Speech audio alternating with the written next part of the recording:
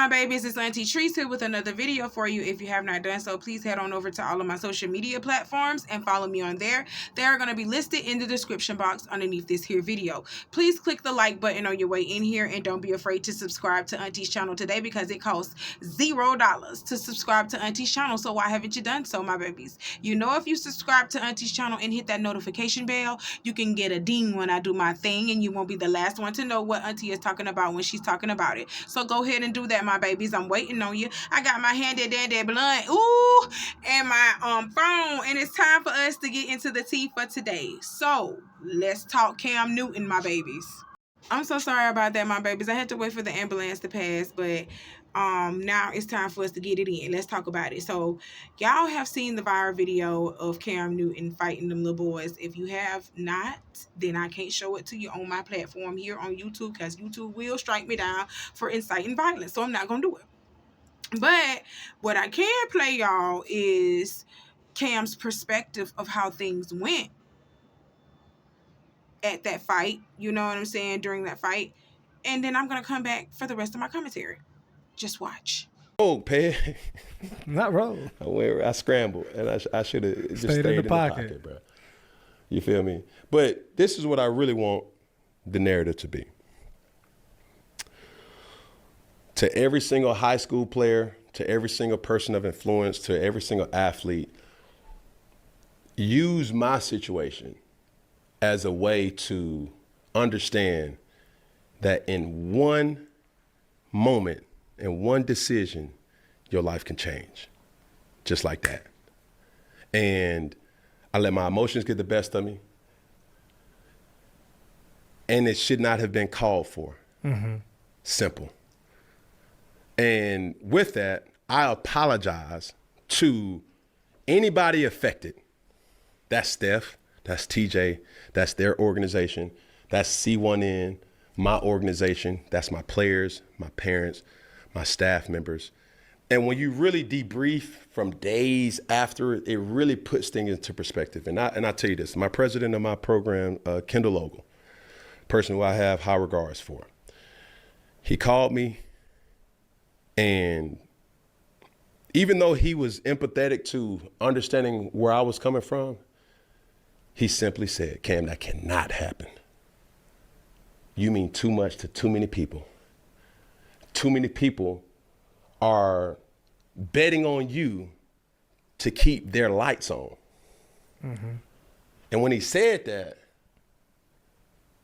it's never mind me as a father. Because when I say Peg, I think about you. I think about the kids who look up to me, and also whether they verbalize their appreciation or just stare in amazement. I feel like I let them down. Mm. Because I can't sit up here and say, hey, bro, you got to be bigger than that. And then all of a sudden, I do that. And that just goes to show you, you got to always stay in control of your emotions. And that's where the humanistic side came in there. And there's no excuse. It's really not.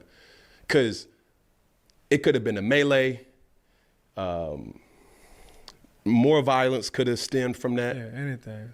And it's just not called for. And on top of that, it's echoing something that's been permeating for years. Black people. Mm-hmm. Why I got to be at a black event? You know what I'm saying? And I could easily say, damn, like I can play the victim, and I'm not gonna do that. I'm gonna hold myself to that same standard, bro. To say like, look, everywhere that I go, people talk. People say, yo, why you didn't jump on the fumble? Hey, yo, Von Miller, your daddy. Hey, yo, like Mac Jones took your job. Hey, yo, Brock Purdy is better than you. Hey, yo, like you a free agent. That's normal. I'm used to playing in front of 100,000 people. Mm-hmm. And millions watching. And I let one person dictate how I feel? No, I can't do that. But I did that day. So, yeah, even with that, so talking to KO, Kendall, my girl, mm-hmm. When she talked to me, it's like, baby, I'm glad you're safe first. But are you looking at it through the lens of what if one of your hands was free? What if you did punch him? What if you did throw him over the balcony? What if they would have broke your jaw? What if they would have knocked you in a coma? These are things that, yeah, we laugh about. These are things that, Cam hat stayed on. Yeah, it's a Mashika plug. Yeah, go buy a Mashika hat. Yeah, but I'm lucky to have this opportunity to be standing as a witness to say, don't be like me, be better than me. And I could easily try to advise a kid like, no, bro, don't do that, bro, don't do that, bro, don't do that. But until you're in that position and somebody talking shit to you, it's hard, it's tough, but heavy is the crown. Too much is given, much is required. You can't sit up here and say, oh, I want to be a 5-star recruit, and people can't talk to me. It just doesn't work like it don't work like that. You see what I'm saying? So what I learned from this is this. I was gonna do a Funky Friday. I wanted to, have somebody, I wanted to talk to them, but I think it's better served by myself. Cause it could have really been something that we all didn't want to see happen. Yeah, I apologize. Steph, I apologize, TJ. And I see what y'all doing. And I could call it what it was. It was some words that were said, and I think the words triggered them, and it was words that triggered me. So with that, I know what they do for the kids. I know their level of commitment to impacting or using their platform for a positive way in the community. Anybody who takes the time to caters, to be of service to somebody else, my hat goes off to them. And I know what it's like. It's a lot of money. It's a lot of time. It's a lot of energy that goes, and it's a lot of effort that goes into making these kids' lives extremely easy. And I don't want these kids, no matter what team you play for, doesn't matter what sport you play, it could be AAU basketball, it could be football, to take this opportunity for granted, because there are learning tools that could be had in this situation. So Cam, I mean, obviously there's been a lot of reports. A lot of people had a lot to say. Mm-hmm. Like Cam should stop. He shouldn't be, doing any more 7-on-7. So my question is, are you still going to be committed to 7-on-7 and youth sports? Absolutely. This is something that I've been doing going on 13, 14 years, and I enjoy this. This is my way of giving back. Why? Because the kids find it amusing and appeasing and wowing to say, man, I played for Cam Newton, or I played with Cam Newton's team, or we played against Cam Newton. But that same energy is reciprocated from me to say, bro, I see so much of me in them, hungry, desiring to say like, man, this football can take me a lot of places, just like it took me a lot of places. And being around the kids on the buses, being around the kids at the hotels, the Airbnbs, eating the same food that they eat, just being around, that's what I enjoy more. It's not even the football side of it. It's the, hey, coach, hey, what's the first thing you got, coach? Those conversations. Hey, coach, man, let me talk to you, man. Like, I got a girlfriend, coach. Like, she trying to go to college with me. You know what I'm saying? Like, those are the reasons why I'm involved heavily in this space.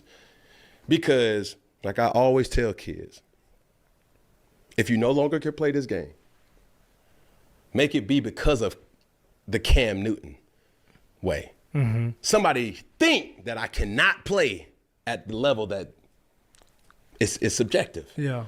It's not doing dumb shit that I did this past week, or dumb shit being involved in the things that happened this past week. Mm-hmm. So that's why I cannot stop, Ped. Yeah. I have to give my time, and I have to empower, and I have to reach back and bring somebody along and say, dog, it ain't worth it. And now, more than ever, I can prove to them and show them like, bro, that's some dumbass shit that I did. Learn from that.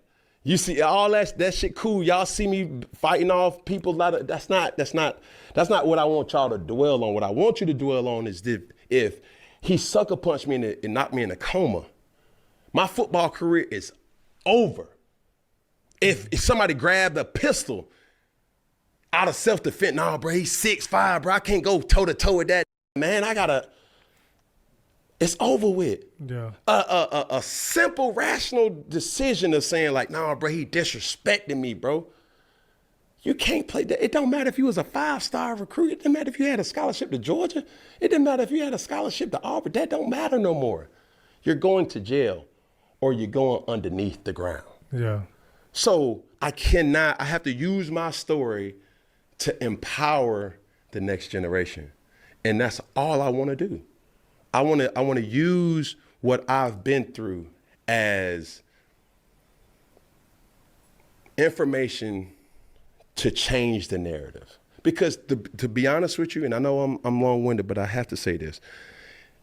These are a lot of children's way out of their situation. Yeah. They don't have lawyers to look up to. They don't have counselors to look up to. They see street niggas.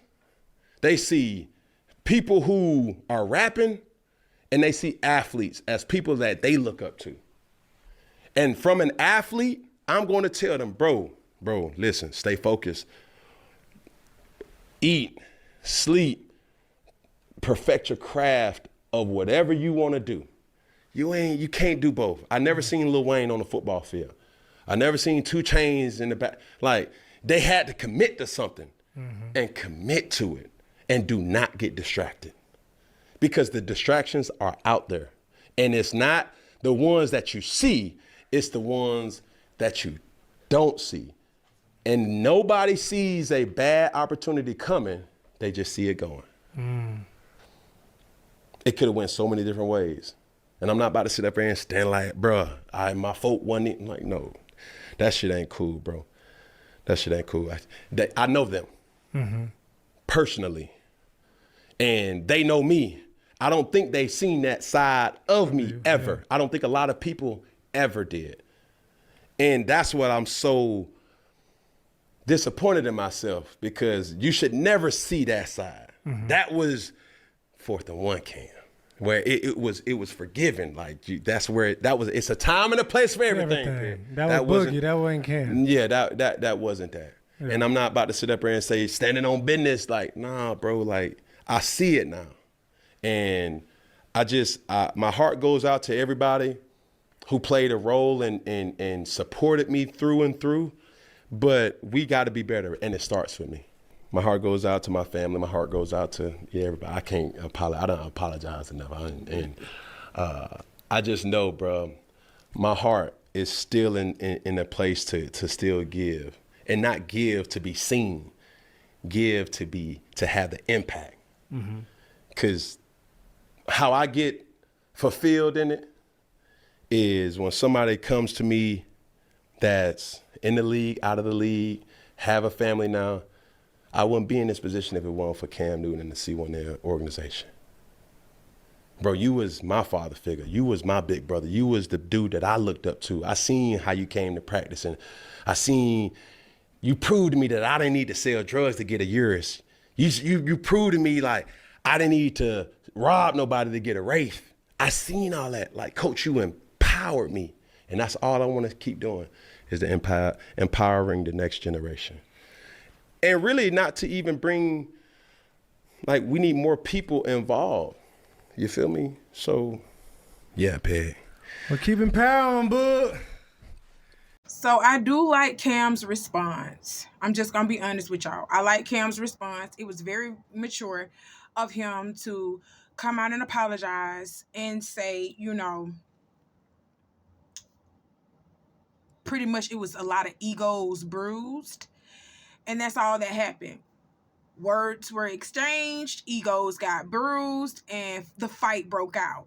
But what I loved about his message, what he was saying was, this could have gotten all out of whack. It could have gone far left. It really could have gone far left, and somebody could have been injured to the point where Cam's career could have been over, or worse, someone could have died. So I am so glad that he said that, even though it took him damn near 14 minutes to say it. I'm just glad that he realizes, like, this ain't no joke. This could have been real out here for him. You know what I'm saying? And you gotta look past words. You gotta look past your egos being bruised. But football is a very competitive sport. All sports are very competitive in nature. So when people get to talking out the sides of their necks, start talking all reckless, emotions are high, yeah, things can happen. And it did. It happened. That fight happened. So I'm glad that Cam is okay. I'm glad that he realizes that it could have went differently and it could have been handled differently. So I'm glad that he, said that, because I don't always agree with Cam Newton. Cam Newton is still very very patriarchal and very misogynistic. He is very much so. He's a narcissist. He's a woman not abuser. He's a woman philanderer, misuser. That's what he does. He's a philanderer of women. So I don't always agree with what he got to say, but on this I did. I really did. Cam, my sweet, remember to watch your back at all times. Protect you. Look out for you, because ain't nobody else gonna look out for you the way that you can look out for you, okay? And I'm just glad that you're a reasonable, sensible person. You seem like you got your head on straight just a little bit. Just a little bit. Sometimes that can be for show. I don't know Cam Newton for real. And I never have seen him actually be a problem like that for real. So for him to get into a fight, I was like, oh, wow, something really had happened. But I want to know how them dudes feel to know it took like 2-3 of them dudes to get on Cam ass, and Cam hat didn't come off not one time. Cam didn't fall. Cam didn't have no bruises, no scratches, nothing. Did you at least pinch the bitch? Y'all didn't do nothing. Child, Auntie got a story like that too. Well, 4 people came at Auntie. Auntie didn't have a bruise, scratch, nothing. Nothing happened. Nothing happened. Oh my God. It was a time, and a time was had. You heard me? But I ain't gonna get into that. Cam, look out for yourself, baby, because a lot of people, like I said, their egos get bruised and emotions run high, especially in a competitive sport like football, and things happen. So be careful, okay? That's it. That's all. Well, that's all Auntie got to talk to y'all about for today. This video has already become lengthy, so I'm going to end it right here.